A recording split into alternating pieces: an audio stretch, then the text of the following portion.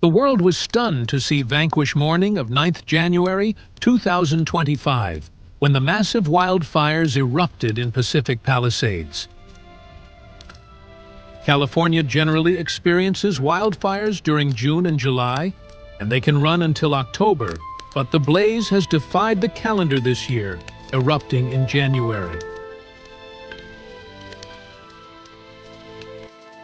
Nearly 180,000 residents in different neighborhoods of Los Angeles City had been ordered to evacuate as the fires, which erupted on 9th January.